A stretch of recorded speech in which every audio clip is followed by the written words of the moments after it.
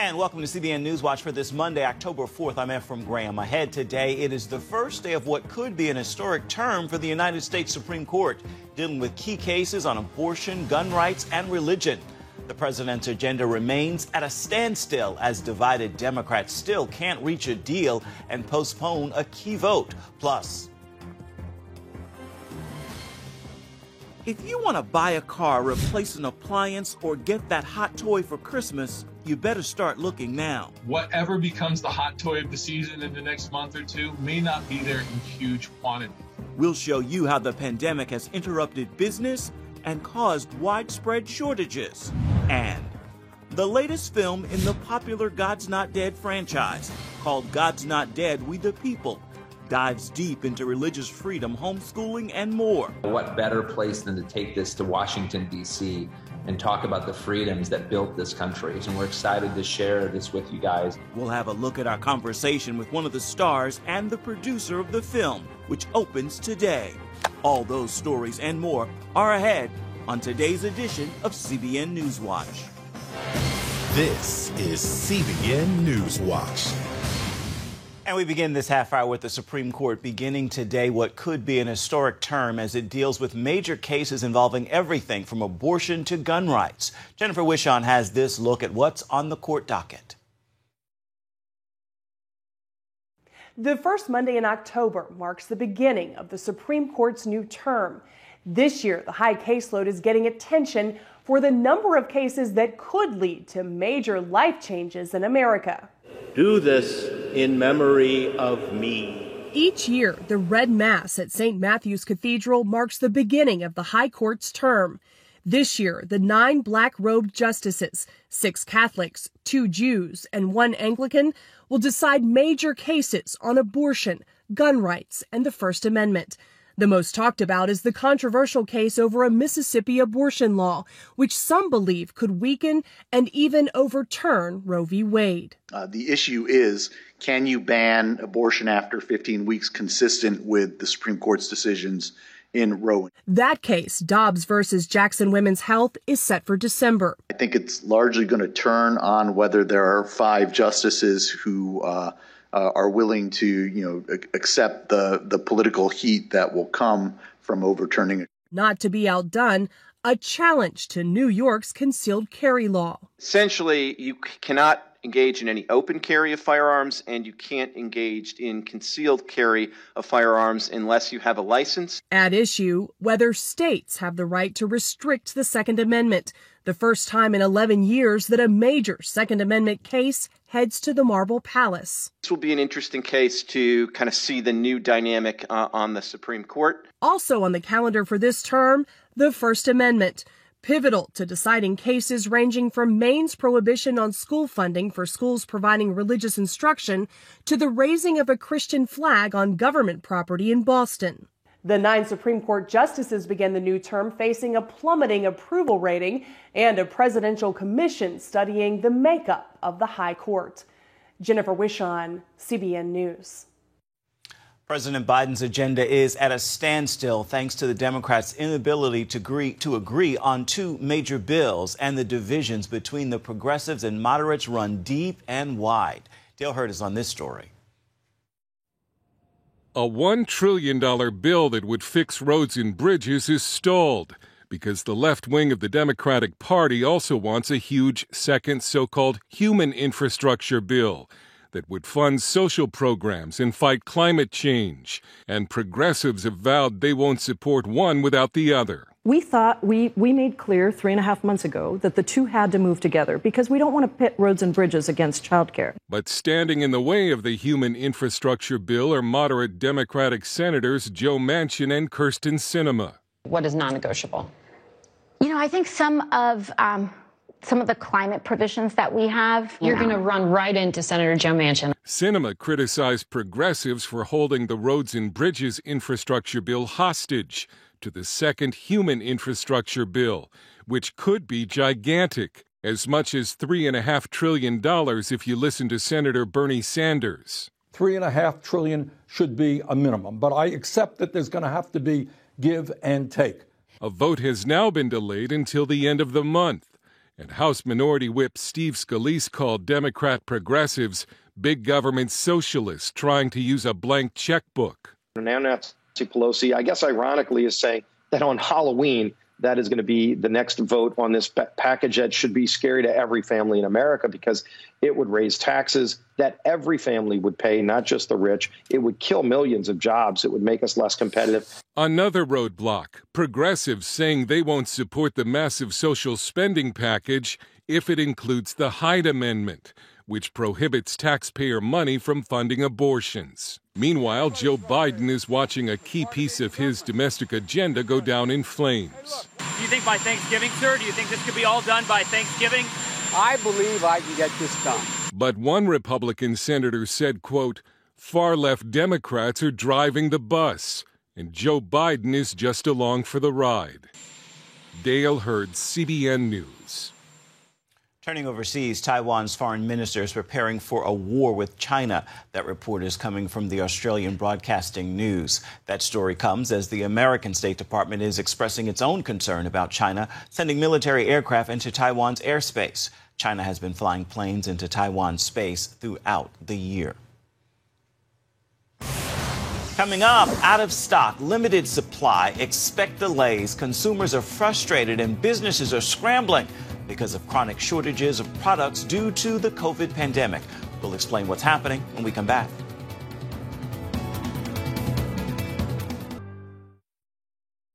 Looking to buy a new car, need to replace an appliance, trying to find that hot toy for Christmas? Well, you may have to forget about it because there's a shortage of everything thanks to interruptions in business supply chains. And it's all due to the pandemic. Caitlin Burke shows us the fallout from this frustrating scarcity. Supply chain. It's a term many of us never thought of before March of 2020.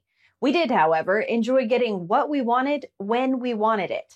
The pandemic changed all that. There is no automaker that has not been hindered in some way, shape, or form when it comes to sales because they just simply have no inventory. Whatever becomes the hot toy of the season in the next month or two may not be there in huge quantities.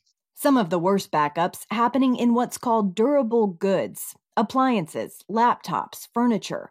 That's because the pandemic changed spending habits. People said, well, if I can't go on vacation, I'll get a bicycle or I'll repaint the house, put in new curtains. And then they found paint was on back order, curtains were on back order because so many people were trying to buy these durable goods that everybody else wanted. Many businesses also cut back at the outset, expecting a major slowdown in sales. And then come summer of last year, consumer spending was there and all these businesses tried to turn around real fast, but it's hard to turn around real fast. And then, according to economic consultant Bill Connerly, came the perfect storm. The Suez Canal got clogged. A couple of the seaports in China were closed because of COVID.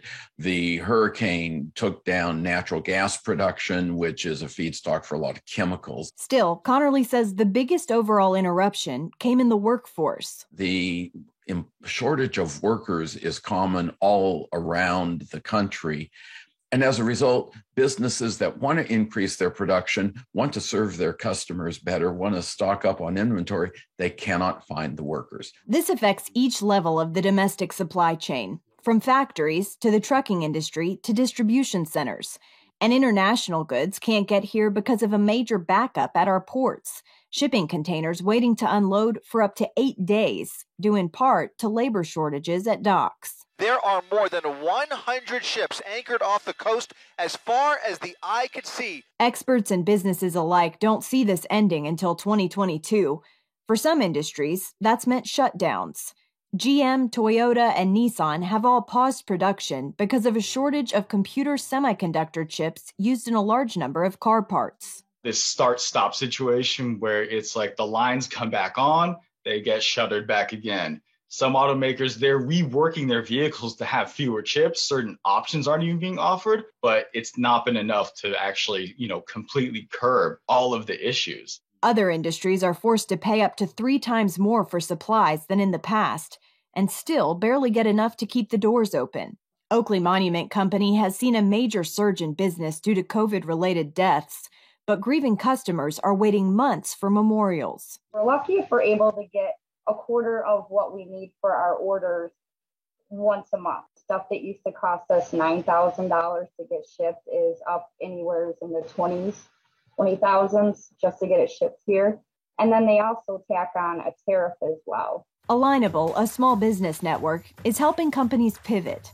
A major step forward has been simply connecting business owners to others in their industry. We actually have created groups so an industry can come together and share ideas. So we'll have an industry group just for florists.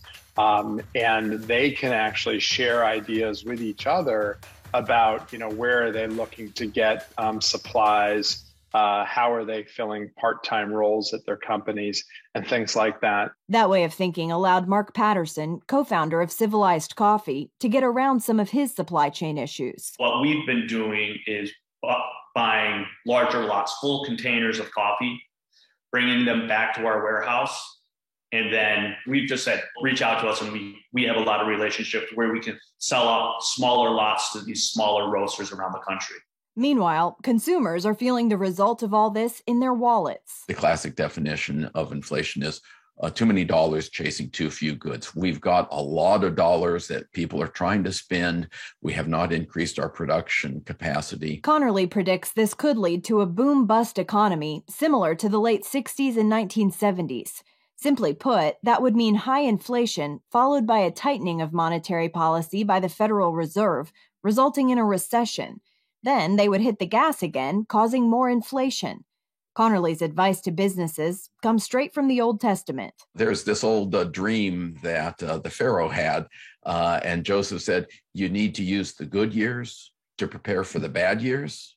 And that applies to business today. They need to take advantage of the good years while they're here, but they need to be ready for the bad years because we're going to have a couple of recessions, I think, in the next 5-10 years. With the holiday season upon us, experts say retailers are doing their best to prepare for the rush. But there's only so much they'll be able to do to keep their shelves stocked. So whether you typically are an early shopper or you prefer to do it last minute, now is the time to start marking items off your list. Caitlin Burke, CBN News. Still ahead, you may be familiar with J.D. Vance from his best-selling book, Hillbilly Elegy, but now he's also a political candidate. He tells CBN News why he's running and what his top issues are. We've got that story for you right after this.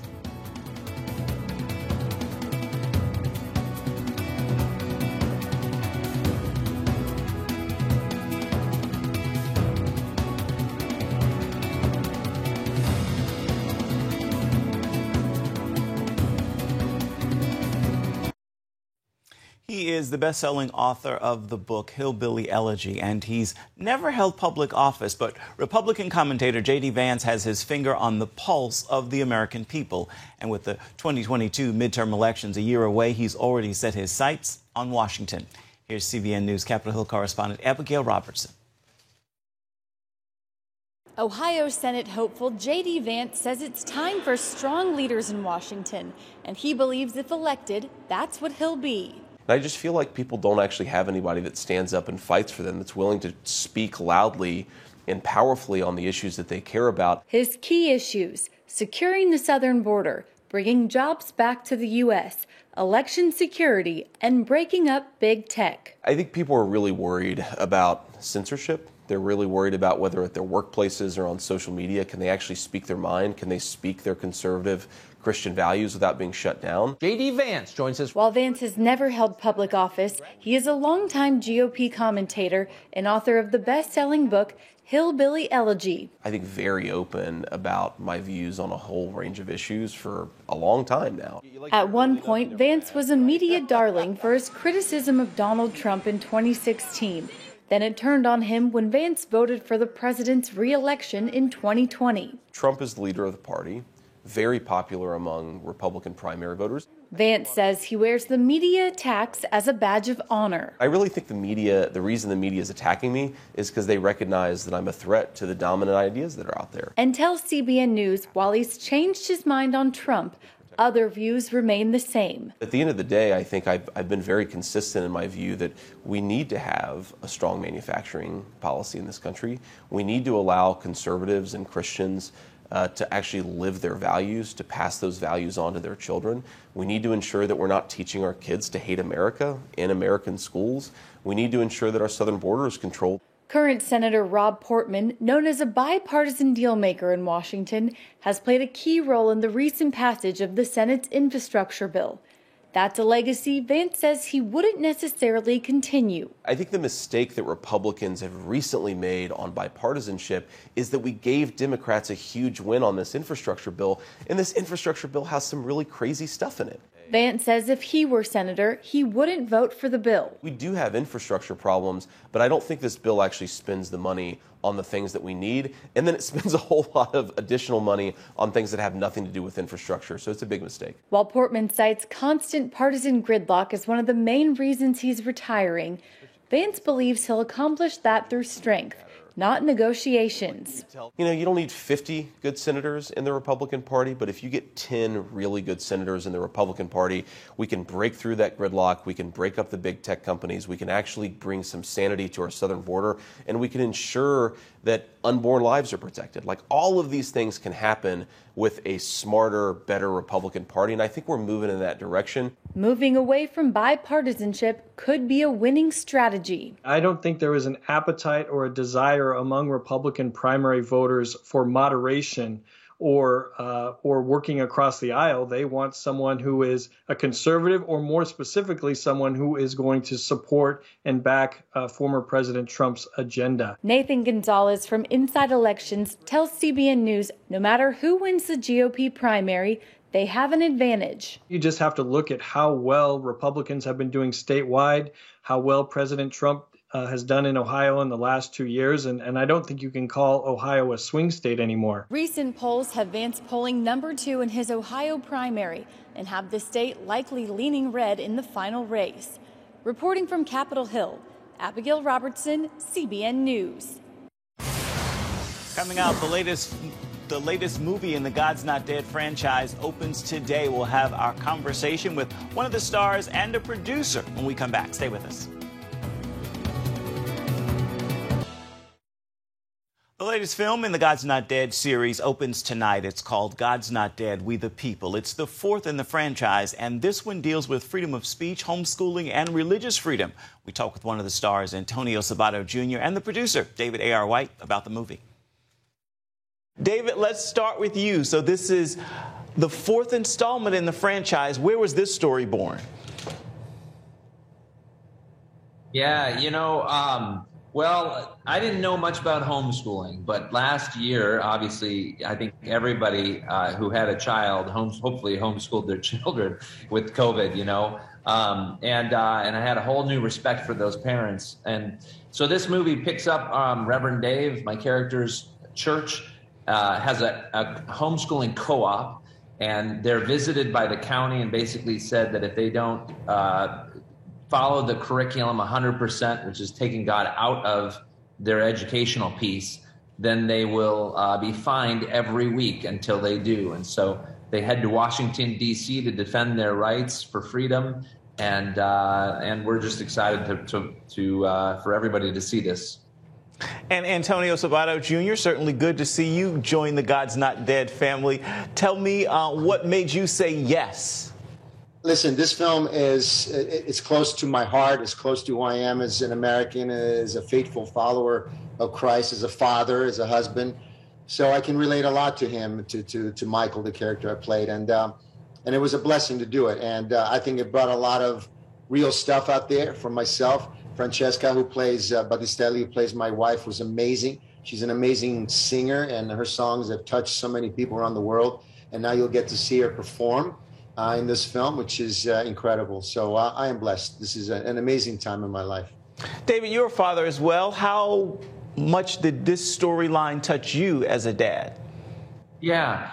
Well, again, it is it was amazing to, I didn't know much about homeschooling before, and I'm just amazed that, as we whether every child needs to be educated in a different way, I think. I'm blessed to have my children in a Christian school, and but some of them, the homeschooling is such a, it's an amazing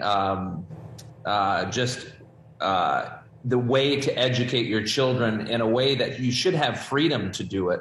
And I think what we're finding in our country, and there's so many, different fights going on in DC these days, is that we need to bring the conversation of God back. And that's what this franchise was built on, is opening up those conversations of God. It started out in the college campus, and then it went to the high school and into the community. And now what better place than to take this to Washington, D.C. and talk about the freedoms that built this country. That's why this movie is so important. And we just, we've been getting rave reviews, and we're excited to share this with you guys October 4, 5, and 6 in theaters. And you can go online to see Where God's Not Dead. We the People is playing in your area. It's playing today, tomorrow, and Wednesday. Time now for your Monday motivation. I would like to leave you with this thought as we begin a new week. We can all see the weather is changing, but there are also big changes in our life as well. It is a new season. Forget the past, anticipate the future, and trust God for the outcome. Believe in Him to do a new thing in your life today. Well, that is going to do it for this edition of CBN Newswatch. I want to thank you so much for watching. I want to remind you that we are here for you online as well as on the CBN News Channel. You can find our programming at any time in either of those places. Make today a marvelous Monday. Be sure to have yourself a wonderful week, and we'll see you right back here, same time tomorrow. Goodbye, and God bless you.